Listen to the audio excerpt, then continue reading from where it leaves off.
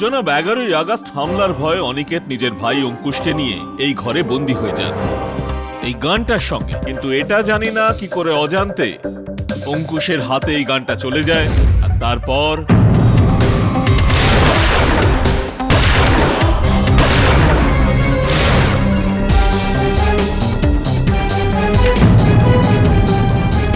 এরকম একজন ব্যক্তি যার মানসিক বয়স 2 বছরের হবে, যে একটা ফোনও ঠিক মতো ধরতে পারে না, এখন এরকম ব্যক্তি হাতে পিস্তল ধরে লক্ষ্য স্থির করে 3-3টে গুলি কি করে চালাতে পারে ইওর অনার? Shoot shoot!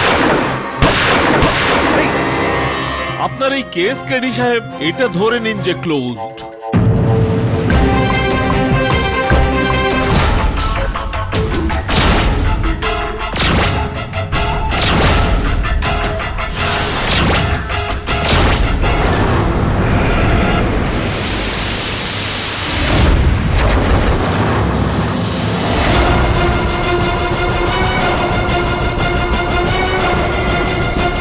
আমার হিস্ট্রিটা জেনে আমার বায়োগ্রাফি লেখার আগেই আমি এখান থেকে পালিয়ে যাব।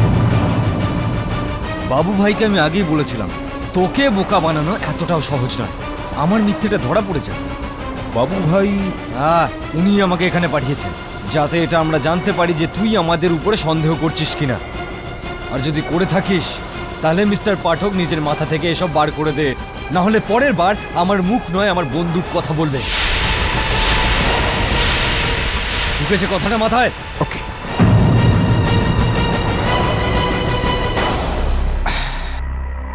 বিচিত্র জীব একটা, না তো বাংলা বলতে পারে, না তো বন্দুকটা তাক করার আগে ওটাকে লোড করে। কি অবস্থা এই ভারতবাসীর!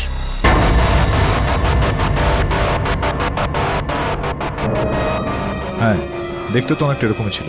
কিন্তু মার্ডার এ করেনি, অনিকেত মেহরাকে ওর ভাই খুন করেছে। আরে তুমি কি করে জানবে পাঠকবাবু লক আপে এত ভায়োলেন্ট হয়ে যায় যে মনে হচ্ছে ওকে এবার মেন্টাল হসপিটাল পাঠাতেই হবে? কথাটা বোঝার চেষ্টা কর রাথোর। অঙ্কুশের মানসিক পরিস্থিতিটা বোঝ। একই তো ওর মানসিক বয়সটা হলো 2 বছরের বাচ্চার মতো, তার উপর বাবার মতো ওর দাদা অনিকেতকে হত্যা করা হয়, তার উপর তোমরা ওকে ওই অন্ধকারে বন্ধ করে রেখেছো। তোমার সঙ্গে যদি এটা হতো তো তাহলে কি প্রভাব পড়তো তোমার উপর? এখন এই যে যা কিছু হচ্ছে ওর সঙ্গে, তার প্রভাব ওর মনের ওপর পড়ুক, তার আগে আমি ওকে এই সমস্ত কিছু থেকে বের করে আনতে চাই। ভুলে যাও পাঠকবাবু। স্যার আপনি তো জানেন অনিকেত স্যার যে পরের ফিল্মটা বানাতে যাচ্ছিলেন সেটা বাবু ভাইকে নিয়ে, আর বাবু ভাইকে এই ফিল্মে খুব বাজে মানুষ হিসেবে দেখানো হয়েছিল। এই জন্য বাবু ভাইয়ের ওখান থেকে রোজই হুমকি আসছিল যে অনিকেত স্যার এই ফিল্মটাকে যেন বন্ধ করে দেয়। কান খুলে শুন, শেষবার বলছি, এই ফিল্মটা বন্ধ কর। দেখ, আমিও শেষবার বলছি, আমি একজন ডাইরেক্টর, আর আমি কোনো বাবু ভাইয়ের কথায় ফিল্ম বন্ধ করব না। শুনেছিস তুই? আরে তোর মাথাটা খারাপ হয়েছে নাকি? বাবু ভাইয়ের না শোনার অভ্যেস নেই। আর আমারও হ্যাঁ বলার অভ্যেস নেই। শুনেছিস? আমারও হ্যাঁ বলার অভ্যেস নেই। তো তাহলে কি এটা সম্ভবপর যে অনিকেতকে এই বাবু ভাই খুন করিয়েছে? হতে পারে স্যার, কিন্তু এই জন্যে তো ওনার লোককে প্যানিক রুমের ভিতরে ঢুকতে হতো। আর এখন এই কথাটা তো অঙ্কুশই বলতে পারে। যদি ও বলতে পারতো তাহলে পুরো পুরো কেসটাই সলভ হয়ে যেত স্যার। অঙ্কুশ সেদিন রাতে ওই ঘরে কোনো তৃতীয় ব্যক্তি এসেছিলেন? লম্বা চুলওয়ালা কোনো মহিলা? চুল চুল চুল চুল চুল চুল হ্যাঁ, চুল, লম্বা চুলওয়ালা। চুল চুল চুল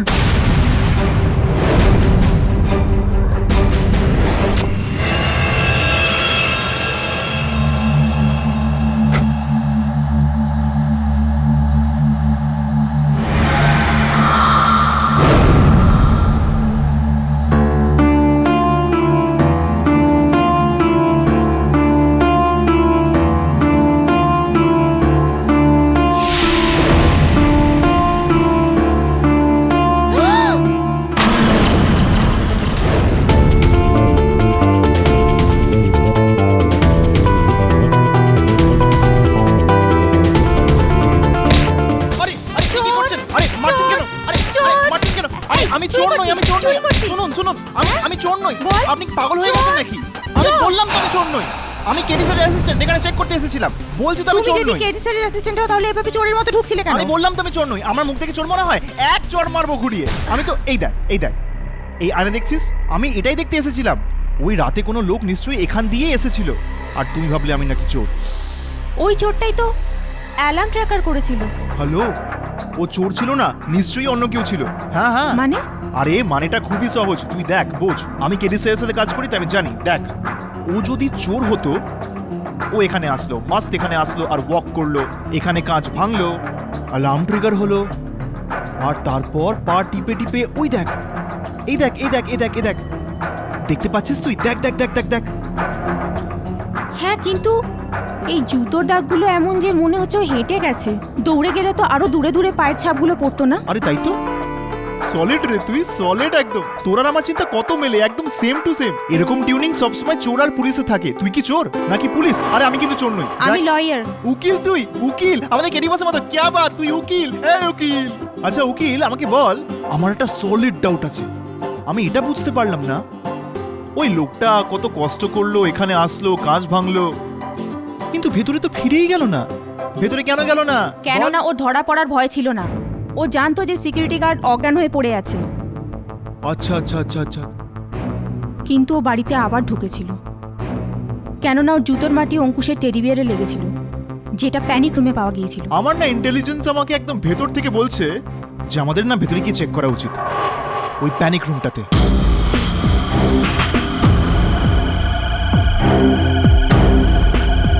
চল উকিল, চল চল।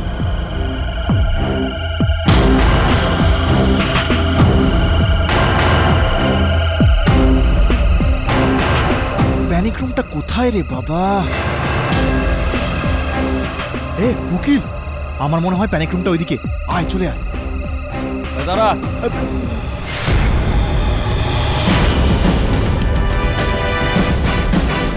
কেডি পাঠকের বাড়ি নাকি যেখানে এভাবে ঘুরছো তোমরা?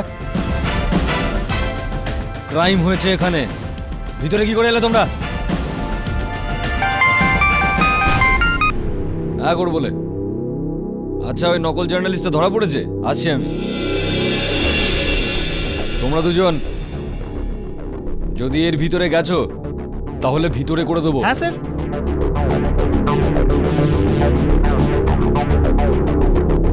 আরে চল চল চল চল চল। দেখ, তুই ভিতরে যাবি না, তোকে বলে কি দিলাম। করছিস? কি ভিতরে যাবো করছিস? না আমরা, কি হয়েছে? ইন্সপেক্টর মানা করেছে না। এক কাজ কর, তুই এখানেই বসে অপেক্ষা কর, আমাকে তো অঙ্কুশকে বাঁচাতেই হবে। আমি যাচ্ছি। You coming? No coming? Bye bye. দাঁড়া দাঁড়া দাঁড়া, মাস্ট বাই। তুই ভিতরে কি করে গেলি? আরে, বাইরে বেরো। আরে, আস্তে, বলেছিল আস্তে। না ইন্সপেক্টর আরে, তুই রাঠোর, ভিতরে আয় না। বাইরে বেরো আগে। আর একটা ফ্রিজ রয়েছে। আমি বললাম না বাইরে বেরো আগে। ঠান্ডা খাবি? আমি তো খাবই। তুই কোথায় যাচ্ছিস? আরে দেখ, আমার কোনো জল অন্যভাবে তেষ্টা আমরা পেয়েছে, তুই শান্ত হন, আমাকে জল আমি- তো খেতে দে। দেখ, আমাকে কিন্তু অন্য কোনো রাস্তা দেখতে বাধ্য করিস না। তুই এটা কি করছিস? বন্ধ কর ফ্রিজ আর বাইরে আরে চল। দাঁড়া না, বন্ধ কি? ফ্রিজ তো এমনিতেই বন্ধ। ফ্রিজ চালু নেই, সব গরম হয়ে আছে। এত বড় প্যানিক রুমে গরম আর বেকার ফ্রিজ? আমি বুঝতে পারছি না। আরে মেকানিক ডাকেনি হয়তো।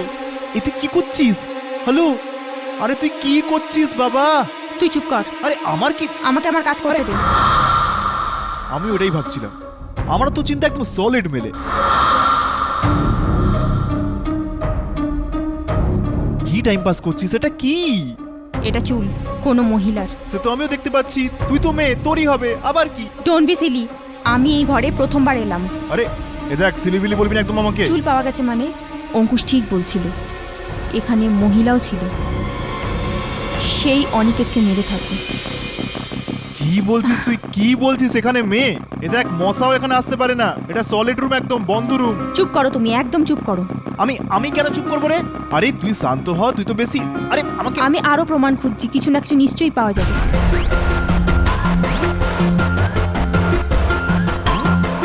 এই দেখ, এখানে মশাও আসতে পারবে না। তো একটা গোটা মহিলা কোথা থেকে আসবে? হ্যাঁ, এখানে লক আছে, সলিড লক লাগানো আছে। বুঝতে পারছিস আমার কথা তুই? আই সাবাস, কি সলিড লক পাইরি, সলিড লক। এই দেখ, দেখ না, দরজা কিরকম ফাস্ট বন্ধ হয়ে যাচ্ছে।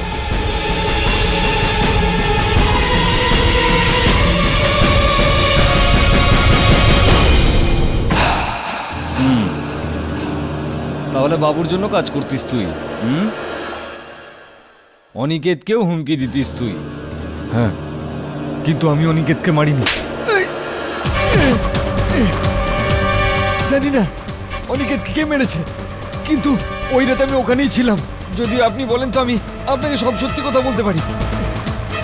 আরে মিথ্যে তো তুই ইন্সপেক্টর রাঠোরকে এমনিও বলতে পারবি না, সত্যি করে বল। ওই রাতে আমি বাংলোর ভিতরে কাউকে যেতে দেখেছিলাম। কাকে?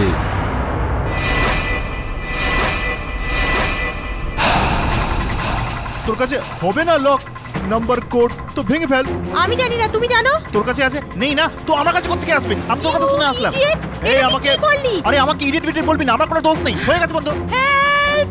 বাঁচাও! আরে, আরে, কি কেউ করছিস দরজা তুই? খোলো! হ্যাঁ ঠিক আছে, কি করছিস তুই? চিল্লাচ্ছিস কেন তুই? হ্যাঁ কি করে শান্ত থাকবো? আর চেঁচাবো না কেন? বাসন ঢুকবো? হ্যাঁ বাজাও বাজাও, আমার কেউ নেই দরজা খোলার জন্য। আর আমার বন্ধ ঘরের দম বন্ধ হয়ে আসে। আরে, আমার আরে, ক্লস্ট্রোফোবিয়া আরে, ওই- আছে। ক্লক ক্লক ক্লক ক্লক ওসব ছিল আমি কি করবো? হ্যাঁ কেন চিল্লাচ্ছিস? আমি বলছি না ওসব ক্লস্পো ফসপো আমার সামনে করবি না। আমি জানি না ক্লস্পো মানে কি। কিছু করো। আমি আমি আ- আমি কিছু করছি, আমি আমি আমি কিছু করছি। আমি ফোন করছি। আমার কাছে আছে না কেরি বস? হ্যালো কেরি বস, কেমন আছেন কেরি বস? মাস্ট তাড়াতাড়ি করো। দাঁড়া।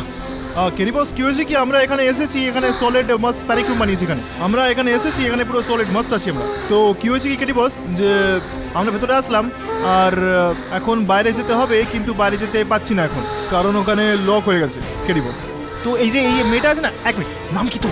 শোনায় না। হ্যাঁ হ্যাঁ, এই মেয়েটা যাকে আপনি পাঠিয়েছেন, শোনো না, এই মেয়েটার তো প্যানিক রুমে প্যানিক অ্যাটাক হয়। তো আমার তো পুরো ওয়াট লেগে গেছে। তাড়াতাড়ি করো। কেডি বস আমাদের হেল্প করো না কেডি বস, কি করবো এখন? আমি মরে যাব তোমার জন্য। I hate you. এ দাঁড়া, একদম পড়বি না, আরে দাঁড়া। আরে কেমন লাগছে তোর এখন? হাওয়া পাচ্ছিস? হাওয়া আসছে। আরে তুই ওট, আমি কেস খাবো পুরো, তুই ওঠ না। আর যদি আমি মরে যেতাম তো সব দোষ তোমার হতো। আমার দোষ? তোর কি মনে হয় আমি ভেতর থেকে জেনে শুনে দরজা বন্ধ করেছিলাম নাকি? দেখ আমি কিন্তু জাতা লোক নই, খুব রেসপেক্টেড লোক আমি। বহুত বাজে লোক তুমি, দেখেই মনে হয় একটা ফ্রড। আমি ফ্লড টাইপ? রকবাজ বলে মনে হয়। আমি রকবাজ? দেখ আমি খুব রেসপেক্টেড লোক, আমার সাথে কি পাঙ্গা নিতে বলে রেসপেক্টের দিচ্ছি। কথা বলছো? রোড সাইড রোমিও মনে হয় একদম। আরে তুই হবে রোড সাইড রোমিও? আবে যা, এক ঘুরিয়ে দেবো না, পুরো মুখ হ্যাঁ, ভেঙে দেবো তোর। মেরে দেখা এই, যা, কি যা। ধরনের লোক তুই যে মেয়েদের উপর হাত তুলিস? আরে হ্যাঁ? এবার রাগ উঠছে আমার, বসও কিছু ঠিক করতে আছে, বলো তো। ঠিক আছে ব্যাস হয়েছে তোমাদের দুজনের এটা এইসব। আরে বস আপনি দেখো এবার নিজেদের মধ্যে ঝগড়া করে এই কেসটা সমাধান করবে তোমরা দুজন। ওই চুল কোথায় যেটা তুমি খুঁজে এনেছিলে? না আমাকে দিও না, তোমার কাছে রাখো আর এটা ফরেনসিক টেস্ট করাও। স্যার, আপনি আমাকে কাজ দিচ্ছেন, সো এই কেসে আমি আপনাকে সাহায্য করছি। এই কেসে? শুধুমাত্র এই কেসে, কেননা তোমার স্টুডেন্ট এখানে অভিযুক্ত। বস কি বললো? শুধু এই কেসে? শ্রমণ যাও, তুমি যাও, শোনায় না। Thank you sir. যা বস, এই মেয়েটা না এক নম্বরের। শুধরে যা, তুই শুধরে যা, নয়তো মার খাবি কোনো একদিন। আর মেয়েদের হাত থেকে যদি মার খাস না তাহলে সেটা ভালো লাগবে না, বুঝতে পারলি? দাঁড়িয়ে দেখছিস কি আমায়? যা কাজ কর গিয়ে। হ্যাঁ আমি যাচ্ছি। Mister Pathak, please proceed. ধন্যবাদ ইওর অনার। হ্যাঁ তো বোবো সাহেব, দয়া করে আদালতকে আপনি বাস্তবটা বলে ফেলুন, আপনি ঠিক কে, কারণ আপনি কোনো সাংবাদিক তো নন। আগে আমি একজন শুটার আর বাবু ভাইয়ের জন্য কাজ করি। Order, silence in the court please. বাবু ভাই নারায়ণ, আগে ওই গ্যাংস্টার। গত কয়েক মাস ধরে আমি বাবু ভাইয়ের কথায় ডাইরেক্টর অনিকেত মেহরাকে হুমকি দিচ্ছিলাম। হুমকি তো আপনি দিয়েই যাচ্ছিলেন, আর ওই হত্যার দিন রাতে আপনি ওর বাংলোর বাইরে উপস্থিত ছিলেন।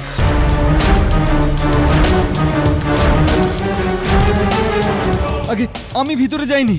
না দেখুন, ওনার দেওয়ালের কাছে ভেতরে জানালার পাশে 11 নম্বর জুতোর ছাপ পাওয়া গিয়েছে। আপনার পায়ের মাপ কত? 11 নম্বর। এটার অর্থ হলো এই যে এটার কোনো অর্থই হয় না।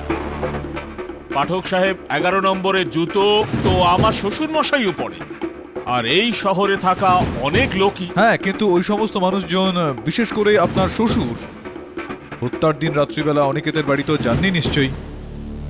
আমি দিব্যি খেয়ে বলছি স্যার, ওই ছাপগুলো আমার নয়, ওগুলো অন্য কারোর হবে যে ওই সময় ওখানে ছিল। আর আমি জানি ওই লোকটা কে।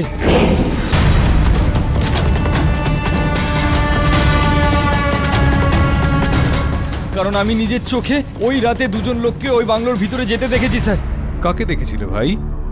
হ্যাঁ বাবু ভাই কি করব, আরে সারা রাতের বাংলোর বাইরে চৌকিদারি করা কোনো মানেই হয় না। আরে আপনি একবার হ্যাঁ বললে আমি ওর বাংলোর ভিতরে ঢুকে ওর কানের গোড়ায় বন্দুকটা এমনভাবে রাখবো যে ও অ্যাকশন বলার আগেই প্যাক আপ বলে দেবে। ঠিক আছে বাবু ভাই।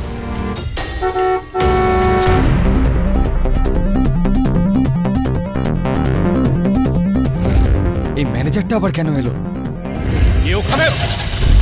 আরে কে ওখানে? ওই যে ওই লোকটা, ম্যানেজার। আমি ওখান থেকে বেরিয়ে গেছিলাম, তারপর ওই ভিতরে ঢুকেছিল স্যার। ও কি সত্যি কথা বলছে নাকি?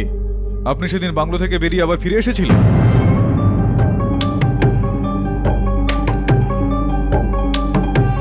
হ্যাঁ স্যার, কিন্তু এই কথাটা তো ধর্মপাল জানতো না, কারণ ও ঘুমাচ্ছিল। না মানে আপনার ফিরে আসার কারণ আর এই কথাটা আদালতের কাছে লুকোনোর কারণ কি বলুন? স্যার আমি ফোন, স্যার এই কথাটা তো আপনার অদ্ভুত মনে হবে, কিন্তু ওই রাতে আমি অনিকেত স্যারকে মারার জন্য নয়, বরং ওনাকে বাঁচানোর জন্য গিয়েছিলাম। আমি জানি স্যার আপনি আমার কথা বিশ্বাস করবেন না। আপনার এই কথাটাকে বিশ্বাস করা বেশ কঠিন গগনবাবু, কেননা ওই সুরক্ষা কক্ষের দরজাটা খোলার ওই কোডটা অনিকেত ছাড়া শুধুমাত্র আপনার কাছে ছিল। কিন্তু উনি দরজা খোলেননি কেডি সাহেব, এই প্রমাণ আমি আগেই দিয়েছি ইওর অনার। স্যার আপনি আমার কথা শুনুন, আমি আপনাকে পুরো ঘটনাটা বলছি। ওই দিন ওখান থেকে বেরিয়ে আসার পর সারা রাত অনবরত আমাকে ঝর্ণা দেবী ফোন করেন।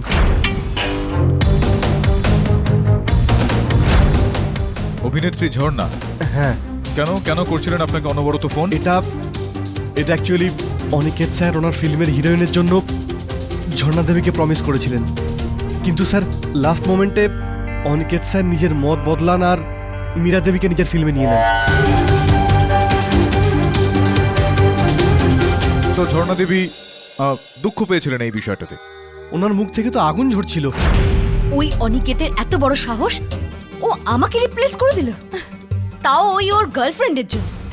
যদিও আমার রোলটা মীরাকে দিয়ে দেয় না, আমি বলে দিচ্ছি আমি ওকে মেরে ফেলবো। কুল ডাউন ঝর্ণা ম্যাম, দেখুন আর কিচ্ছু করার নেই। অনেক কিছু হতে পারে, ওকে অ্যাজ আ ডিরেক্টর আমি ব্রেক দিয়েছিলাম, আর এখন যখন আমার সময় খারাপ ও আমার সাথে, ছাড়বো না আমি ওকে। আর ও জানেও না আমি ওকে কি করতে পারি। দেখুন ঝর্ণা ম্যাম, আপনার যা কিছু করার আপনি করুন, আর এমনিতে অনিকেত স্যার আমার কোন কথাটা শোনেন। আপনাদের দুজনের মধ্যে যা ইকুয়েশন থাক সেটা আপনারা বুঝুন।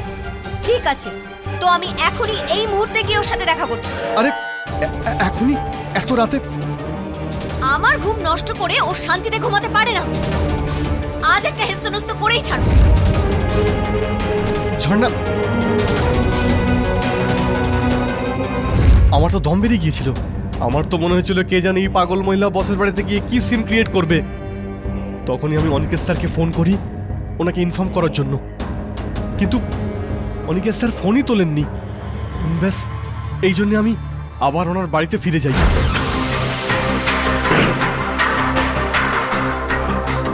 স্যার, আরে গগন, তুমি হঠাৎ কি করে? কি হয়েছে? স্যার আমি আপনাকে ওয়ার্ন করতে এসেছি, ওই ঝর্ণা আপনার সঙ্গে ঝগড়া করতে আসছে। ঝর্ণা আমার সঙ্গে ঝগড়া করবে? কিন্তু কেন? সেই একই কথা যে ফিল্মে ওকে হিরোইন করো। স্যার আমি তো আপনাকে বলছি ওকে আপনি ঘরে ঢুকতেই দেবেন না, না হলে অযথা ও সিন ক্রিয়েট করবে। আরে শোনো আমার কথা, ঝর্ণা আসছে, ওকে আসতে দাও। ও আমার ফিল্মে হিরোইনের রোল চাইছে, তো পেয়ে যাবে ও, কি প্রবলেম? কিন্তু স্যার ওই মীরা? কে মীরা? দেখো, তুমি যাও, সকালে শুটিং আছে, অনেক কাজ আছে, গিয়ে নিশ্চিন্তে ঘুমিয়ে পড়ো। আর ঝর্ণার ব্যাপারটা আমি দেখে নেব, ঠিক আছে? যাও।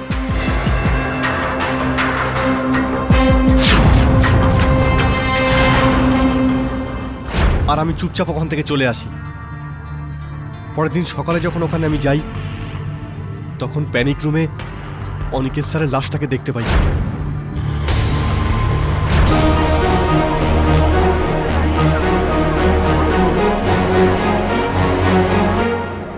মানে ঝর্ণা ওই রাত্রে অনিকেতের সঙ্গে দেখা করতে যান, তো এই কথাটা আপনি এতদিন ধরে লুকিয়ে কেন রাখলেন? আর এখন কেন এটা বলছেন যখন আপনার এই মিথ্যাটা ধরা পড়ে গিয়েছে তখন? স্যার একটা সত্যি বলবো? হ্যাঁ, তাড়াতাড়ি সত্যিটা বলে ফেলুন, আর তাছাড়াও আদালতে সত্যি কথাই বলতে হয় আমার ভাই। স্যার আমি অনিকেত স্যার লাশের পাশে অঙ্কুশকে হাতে আমি বন্দুক নিয়ে যখন দেখি তখন আমি লোভে পড়ে যাই। আমি জানতাম যে অনিকেত স্যারের পরে অঙ্কুশই ওনার একমাত্র উত্তরাধিকারী, আর যদি ওরও জেল হয়ে যায় তো অনিকেত স্যারের কোটি টাকার সম্পত্তি আর ইনভেস্টমেন্ট সব আমার হয়ে যাবে, কারণ অঙ্কুশের পরে ওনার সব থেকে ক্লোজ আমিই ছিলাম। লোভ খুবই খারাপ জিনিস আমার বন্ধু। তো এই হলো কারণ আপনি কি যেন নাম ওই অভিনেত্রীর, ঝর্ণাকে সন্দেহের তালিকা থেকে দূরে সরিয়ে রাখলে যাতে সন্দেহের তালিকায় আমাদের এই বাচ্চাটা অঙ্কুশ চলে আসে আর ও শাস্তি পেয়ে যায়, ওর শাস্তি হয়ে যাক আর ও ভেতরে চলে যাক, আর এই যে কোটি টাকার সম্পত্তি অনিকেত বানিয়েছে সেটা আপনাদের হয়ে যায়। আমাকে ক্ষমা করে দিন স্যার, আমি লোভে পড়ে গিয়েছিলাম স্যার। ব্যাপারটা এরকম নয় তো যে আপনি এই সময় কোর্টকে গুলিয়ে দিচ্ছেন। জনাব, যতক্ষণ না মিস ঝর্ণা এই কথা স্বীকার না করছে এনার সাক্ষী ভিত্তিহীন। রিয়নার, উনি যখন ওনার বক্তব্যটা এইভাবে রাখলেন তাহলে আমার পুরোপুরি বিশ্বাস রয়েছে যে ঝর্ণা দেবীও তার ভুলটা স্বীকার করবেন।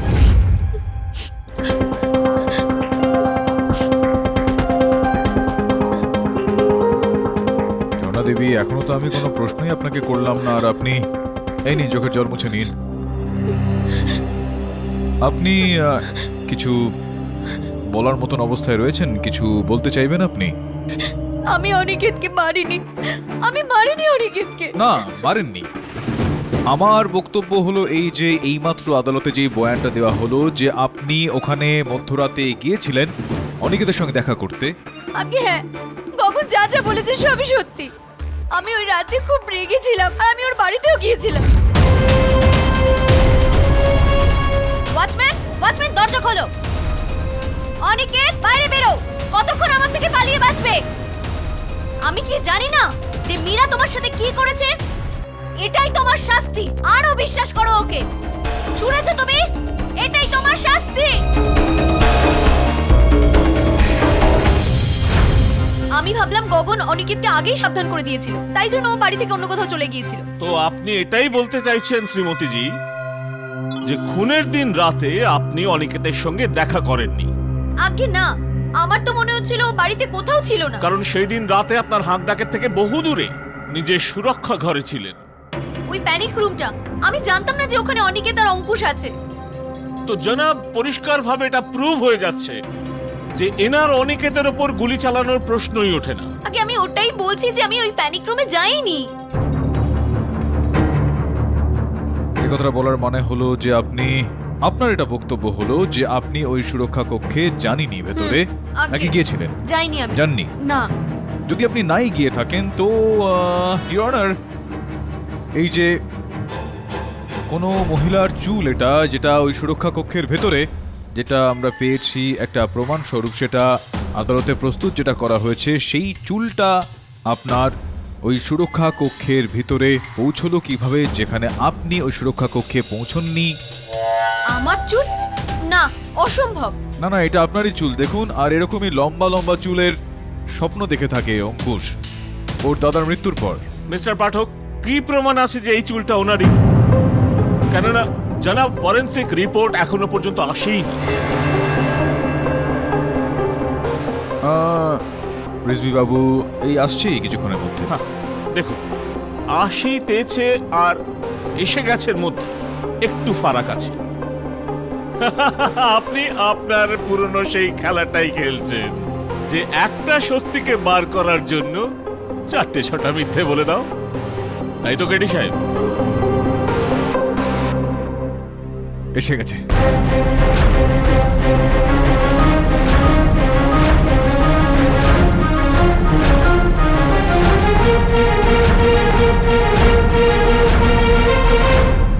হ্যাঁ, তো ঝর্ণা দেবী, এবার দেখুন এই ফরেনসিক রিপোর্টটা চলে এসেছে যেটা বলতে চলেছে যে এই চুলটা আপনারই, আর এই চুলটা সুরক্ষা কক্ষের ভিতরে পাওয়া গিয়েছে, যার মানে এটা দাঁড়ায় যে আপনি সুরক্ষা কক্ষের ভিতরে গিয়েছিলেন কি জাননি? আমি যাইনি। আমি কতবার বলবো এই চুল? দেখুন, আপনি গিয়েছিলেন, এই কারণেই তো এই চুলটা কেডি সাহেব, ওখানে। এই ফরেনসিক রিপোর্ট বলছে যে এই চুল মিস ঝর্ণার মোটেও না।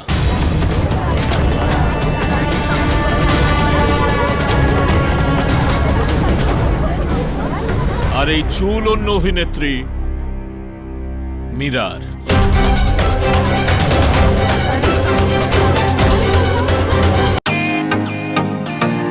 Welcome to beaten world. How may assist you? নতুন ফ্ল্যাটের জন্য একটা স্ট্যান্ড ফ্যান আর কুলার নেব। এই পচা গরম থেকে একটু স্বস্তি চাই। বাজার চলতে সব ব্র্যান্ড আর ভরসাযোগ্য নয়। তার জন্য তো আমাদের ফ্যান আছে, all purpose bullet table fan, ceiling fan. আমাদের সিলিং ফ্যান কিন্তু 30 মাসের ওয়ারেন্টি সহ পাওয়া যায়। আছে ফারাটা 2 বছরের ওয়ারেন্টি, 17 থেকে 20 মিটার এয়ার ফ্লো, মধ্যবিত্তের সাধ্যের মধ্যে একমাত্র ভরসাযোগ্য ব্র্যান্ড বিটেন। আমাদের কুলারের কিন্তু অনেক range, 45 litres, 50 litres, 70 litres, 90 litres, 110 litres. Honeycomb সহযোগে বিটেনের সব কুলারের ওয়ারেন্টি 1 বছর। চেনা হাওয়ায় অচেনা অনুভূতির জন্য একমাত্র আদর্শ বিটেন। গরমে স্বস্তি পেতে বিটেনের ফ্যান হোক বা কুলার আজই আনুন বাড়িতে। Beaten, digitally yours. Order, order. Silence, please. হ্যাঁ, আমি জানতাম মীরা ওই মেরে থাকবে অনিকেতকে। আচ্ছা, এটা জানতেন আপনি? মিস্টার পাঠক, আপনারা কখনো এটা জানতে চেষ্টা করেছেন যে গত কয়েকদিন ধরে অনিকেত কেন আত্মহত্যা করতে চাইছিল, কেন নিজের জীবনে অদৃশ্য ছিল, আর কেন একটা সাইকিয়াট্রিস্ট দেখাচ্ছিল? এর উত্তর আমার কাছে আছে। সেটা শুধু ওই ডাইনি মীরার জন্য। অনিকেত মীরার প্রেমে এতটা পাগল ছিল যে ও আমাকে ফিল্ম থেকে বার করে মীরাকে হিরোইন বানিয়েছিল। আর ও এটা জানতো না যে ও ওকে ধোকা দিচ্ছে। ওর অ্যাফেয়ার অন্য কারোর সঙ্গে ছিল, ও শুধু ওকে ব্যবহার করছিল। আর এটা জানার পর অনিকেত নিজের প্রাণ দিতে চাইছিল।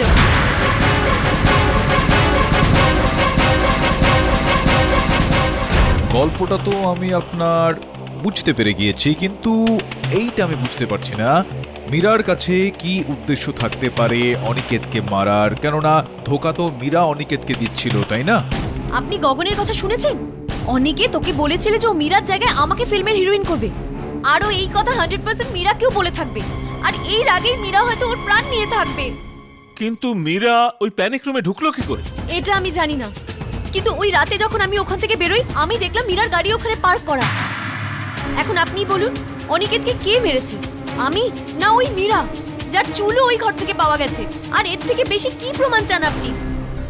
ইওর অনার, ক্ষমা চেয়ে নিচ্ছি আমি মাঝে কথা বলার জন্য, কিন্তু আমার এরকমটা মনে হয় যে এইমাত্র ঝর্ণা দেবীর বক্তব্যে যেই কথাটা সামনে উঠে আসে তা হলো মীরা এই মোকদ্দমার গুরুত্বপূর্ণ অংশ।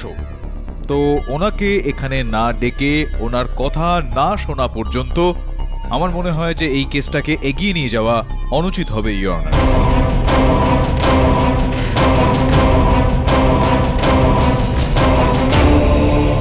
এই আদালত মিস মীরার বক্তব্য নথিবদ্ধ করা পর্যন্ত মুলতবি করা হলো। The court is adjourn. Pathak সাহেব, ওকে, এখনো বলছি, আপনি যতই এদিক ওদিক ঘোরান না, ঘুরে ফিরে আপনার আঙুল উঠবে সেই অঙ্কুশের দিকে। I am telling you. সেই জন্যই বলছি, প্লিড গিলটি, সাজা কম হয়ে যাবে। কি বলছেন? না, যেটা বলার ছিল সেটা তো প্রথম শুনানির আগেই আমি বলে দিয়েছিলাম না আপনাকে, যে আপনাকে আমি অঙ্কুশকে না তো জেলে নিয়ে যেতে দেবো না তো হাসপাতালে, কেননা আমি ওকে এখান থেকে বাড়িতে নিয়ে যাব। So beat. সাহেব, বাইরে মিডিয়ার লোক জড়ো হয়েছে।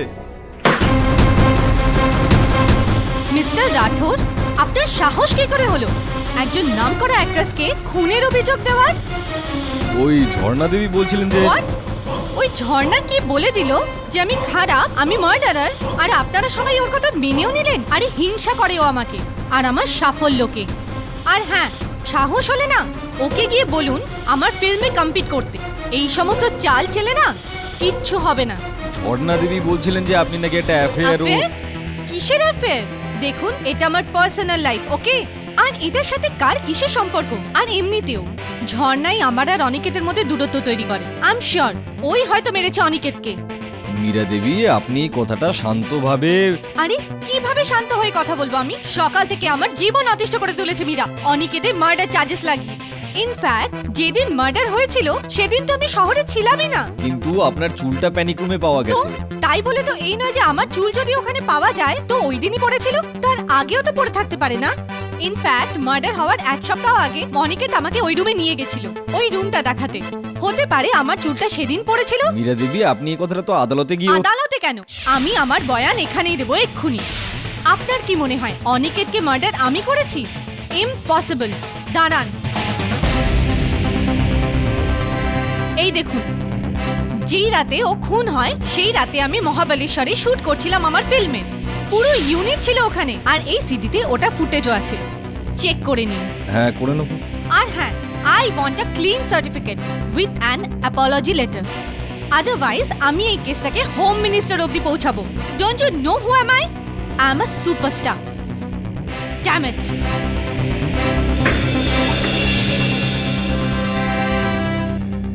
মহিলা তো নয় মহা সমস্যা।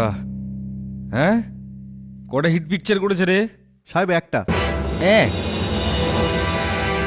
আর যদি 10টা করে তাহলে এই সিনটা পার্লামেন্টে হবে নাকি? ঠান্ডা নিয়ে আসো। হ্যাঁ সাহেব। আরে এতে হয়রান হবার মতো কি ব্যাপার আছে? আমি তো প্রথম থেকেই জানতাম মীরা নির্দোষ। তাহলে ঝর্ণা? হুম, এই যে বসে আছে না আমাদের সামনে, এই হলো ওর দাদার আসল খুনি। এর সঙ্গে তো জোর জবরদস্তিও করা যাবে না, তাই না? রাঠো, আরে যেখানে ভালোবেসে কাজ হয় সেখানে মারের দরকার কি? অঙ্কুশ, এটা কার ফেভারিট ললিপপ? অঙ্কুশের না? ললিপপ অঙ্কুশের পছন্দের, কিন্তু তুমি পাবে না। প্রথমে অঙ্কুশকে আমার একটা প্রশ্নের জবাব দিতে হবে। দেবে অঙ্কুশ? হ্যাঁ, তারপর ললিপপ পাবে। হ্যাঁ, দেবে? হ্যাঁ, ভেরি নাইস। এটা বলো, তোমার দাদা অনিকেতকে কে মেরেছে? বলো অঙ্কুশ, তুমি। না, এখন নয়, আগে কথার উত্তর দাও, আমার প্রশ্নের উত্তর দাও। আচ্ছা দেখো, আমি রাঠোর আঙ্কেলকে জিজ্ঞেস করছি। রাঠোর আঙ্কেল, আপনি এটা বলুন যে আপনি কি জানেন ও দাদাকে কে মেরেছে? আমি জানি না। হ্যাঁ, না তবে উনিও পাবেন না। এটা তো আমি অঙ্কুশের জন্য রেখেছি না? কিন্তু অঙ্কুশ, এই দেখো, আমি এটাকে এবারে বার করব। এই ললিপপ না, আগে বলো তোমার দাদাকে কে মেরেছে? তোমার দাদাকে কে মেরেছে বলো।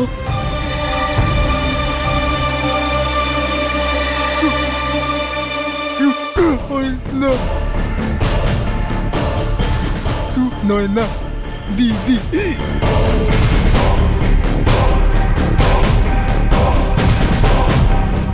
ঘর শত্রু বিভীষণ। কি রিজু সাহেব? আমাকে এখানে কেন আনা হয়েছে? স্যার, আমি কিচ্ছু করিনি। স্যার, আমার কথা শুনুন স্যার, আমি কিচ্ছু করিনি। ভারতবর্ষে 99% ক্রিমিনাল এটাই বলে যে আমি কিছু করিনি। আমি আর ক্রিমিনাল? আপনার স্টুডেন্ট অঙ্কুশের কথা অনুযায়ী অনিকেত মেহরার খুনটা আপনিই করেছেন। ইনভেস্টিগেশন করছি, প্লিজ কোঅপারেট। নিয়ে যাবেন আগে। স্যার, কিন্তু আমার কথা শুনুন। অদ্ভুত সমস্যা। মানে বস, অনিকেত মেহরাকে সুনয়নাই টপকেছে? বাহ, বলো, কেউ ভাবতে পারে? আর ওই মালটা আমাকে বলছিল আমাকে দেখে নাকি চোর মনে হয় তার। ছি, খুনি কোথাকার, বিশ্বাস হয় না বস। বিশ্বাস এই কারণে হচ্ছে না তোর, কেননা এই হত্যাটা সুনয়না করেনি। হত্যাটা করে সুনয়নার কি লাভ হতো? হত্যাটা করার কোন রকম উদ্দেশ্য ছিলই না ওর কাছে। আর যদি হত্যা করে থাকতো তাহলে অঙ্কুশকে বাঁচাতে কেন আসতো? মানে বস, তার মানে আপনি এটা বলতে চাইছেন যে খুনি অন্য কেউ, কোনো অন্য লোক যে খুনটা করেছে? কে বস? কে? এটা তো এখন প্রশ্ন আমার বন্ধু। এখন এই মীরা, যার উপর আমাদের সন্দেহ ছিল, সে বলছে যে ঝর্ণা ওকে ফাঁসিয়েছে। আর ঝর্ণা বলছে যে ও ওখানে যায়নি, রাইট? হ্যাঁ বলেছিল, আমাকেও বলেছিল, ও তো ঘরের ভিতরে ঢোকেইনি। হ্যাঁ, আর ম্যানেজার গগন বলছে যে ও কিচ্ছু জানে না, ওর কোনো রকম সম্পর্ক নেই কেসটার সঙ্গে, যেখানে শুটারকেও এই কেসটা থেকে বাইরে রাখতে চাইছে। এখন তৃতীয় কে হতে পারে যার নিশানা ওই সুরক্ষা কক্ষের দিকে ছিল? এটা আমাদের কিন্তু খুঁজতে হবে। বস, আমার এটা মনে হচ্ছে যে অন্য কোনো তৃতীয় ব্যক্তিই নেই। হ্যাঁ, জানি না, খোঁজ তো নিতে হবে। বস, আমার না গলা শুকিয়ে যাচ্ছে, আমার না তো টেনশন হচ্ছে, আমার মাথায় কিচ্ছু ঢুকছে না। আমি জল খাবো বস, খুব তেষ্টা পাচ্ছে। যাও ফ্রিজ থেকে বার করে নে। তাছাড়াও ঠান্ডা হবে না, কারণ 2 দিন ধরে ফ্রিজ খারাপ আছে। নাও, আপনারও বস আমার কি মনে হচ্ছে আজকাল না ওই ফ্রিজ খারাপ হওয়ার সিজন চলছে। কেন তোর ফ্রিজ খারাপ নাকি? আমারটা নয় বস, আরে আমারটা যখনই খারাপ হয় সঙ্গে সঙ্গে সারিনি। এত গরমে না বস ঠান্ডা জল খেতে আমার দারুণ লাগে, কিন্তু আমি যে প্যানিক রুমে গিয়েছিলাম না ওখানে ফ্রিজ খারাপ ছিল বস। আর এত গন্ধ বেরোচ্ছিল, এত বিচ্ছিরি গন্ধ বেরোচ্ছিল ওখান থেকে যে কোনো জিনিস পড়ছিল বোধহয়। আচ্ছা, এ তো চিন্তার বিষয় রে ভাই। এত দামি একটা সুরক্ষা কক্ষ বানিয়েছে, এত ছোট সাধারণ একটা ফ্রিজ ওখানে রেখেছে, আবার সেটাও খারাপ। ঠিক কেন করালো না? আমার মনে হয় যে আমাদের ওই ফ্রিজটার খবরাখবর আমাদের নিতে হবে। মনে হচ্ছে এর সূত্রটা ওই ফ্রিজ থেকেই পাওয়া যাবে।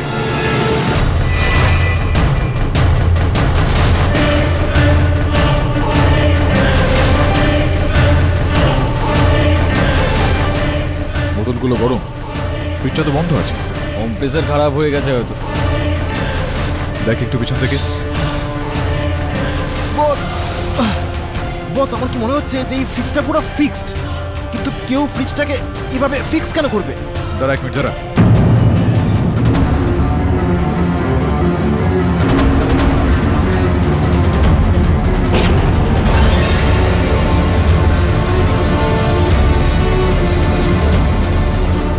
তার মানে এই প্যানিক রুমে ঢোকার আরও একটা রাস্তা। রাইট বস, সুরঙ্গের মতো। এটা কিরকম সিস্টেম? ওকে জিজ্ঞেস করলে না কেউ বলবেও না যে ওই করেছে। এখন তো এটা স্পষ্ট যে হত্যাকারী ওই রাতে এখান দিয়ে এসেছিল আর এখান দিয়ে বাইরে যায়। সেই কারণেই তো মুখ্য দরজার লক করছে, ভেতরে বাইরে যাওয়ার কোনো রেকর্ড নেই। কিন্তু কিভাবে প্রমাণ করবেন যে এর পিছনে কে রয়েছে? একটা উপায় আছে রাথোর, আর সেটার জন্য তোকে আমার জন্য একটা কাজ করতে হবে।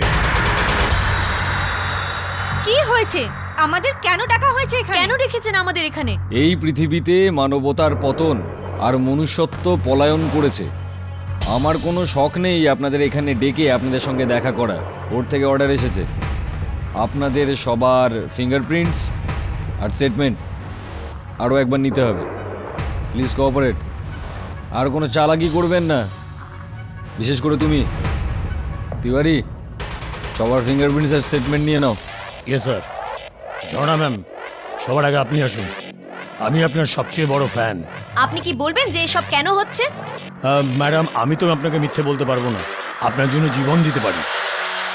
ব্যাপারটা হলো কি, পুলিশ অঙ্কিত মেহরার সুরক্ষা ঘর থেকে কিছু পেয়েছে।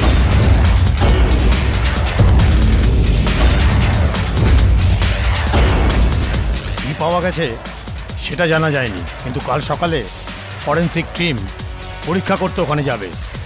এখন ওটা উনিরই না অন্য কারোর সেটা জানা যায়নি।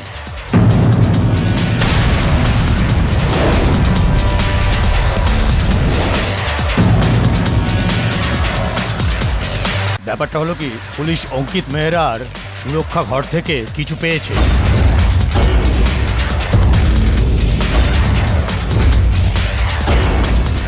কি পাওয়া গেছে সেটা জানা যায়নি, কিন্তু কাল সকালে ফরেনসিক টিম পরীক্ষা করতে ওখানে যাবে। এখন ওটা উনিরই না অন্য কারোর সেটা জানা যায়নি।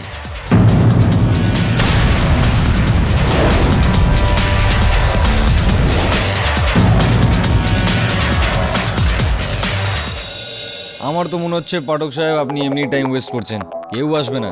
ধৈর্য ধরুন রাথোর বাবু, আমার পুরোপুরি বিশ্বাস রয়েছে হত্যাকারী এখান দিয়ে আসবে। সত্যি বস, আমি না আজ আপনার ফ্যান হয়ে গেছি, সলিড ফ্যান। মানে কামাল বস, যে প্রমাণ নেই সেটাই। বস আপনার কি মনে হয় কি হতে পারে? আওয়াজ পাওয়া যাচ্ছে।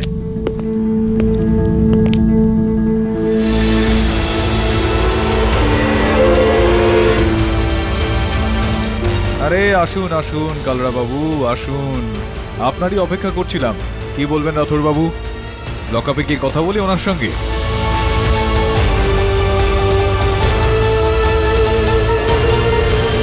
স্যার, যেদিন আমি ওই প্যানিক রুম বানিয়েছিলাম ওই দিন অনিকেত স্যারকে না বলে আমি একটা নকল ফ্রিজের থ্রু আর একটা সিক্রেট ডোরও বানাই। অর্থাৎ অনিকেতকে হত্যা করার পরিকল্পনাটা আপনি অনেক আগেই বানিয়েছিলেন, আর ওই রাতে, হত্যার দিন রাতে কাঁচ ভেঙে ওই যে অ্যালার্ম বেজেছিল, এটা কি আপনি বাজিয়েছিলেন? হ্যাঁ স্যার, যাতে অনিকেত স্যার ভয় পেয়ে নিজের ভাই অঙ্কুশকে নিয়ে ওই প্যানিক রুমে গিয়ে লুকিয়ে পড়ে।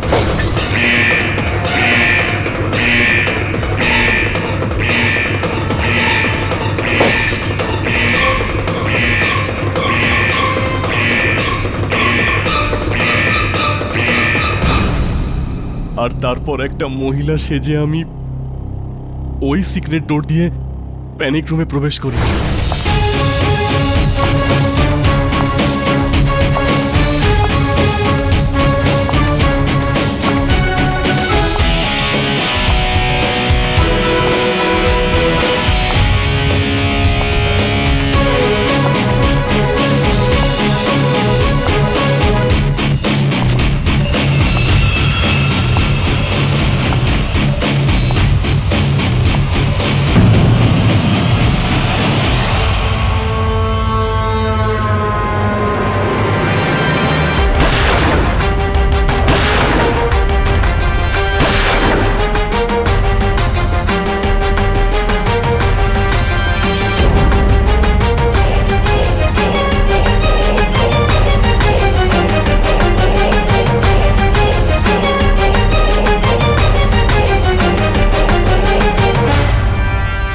অনিকেত স্যারের মার্ডার ওই সুরক্ষা কক্ষে আমি করেছিলাম স্যার,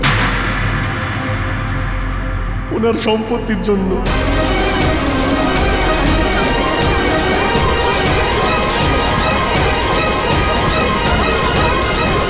হ্যাঁ, এখন আপনাকেও একটা সুরক্ষা কক্ষে রাখা হবে পুরো 14 বছরের জন্য। The defence rest here.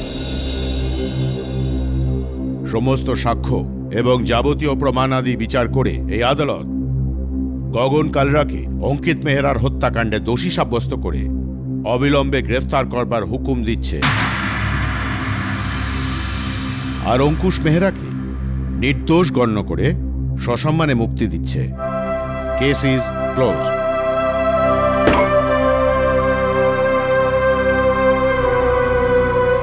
লখনৌবাসীকে আমার হয়ে আদাব জানিয়ে দেবেন?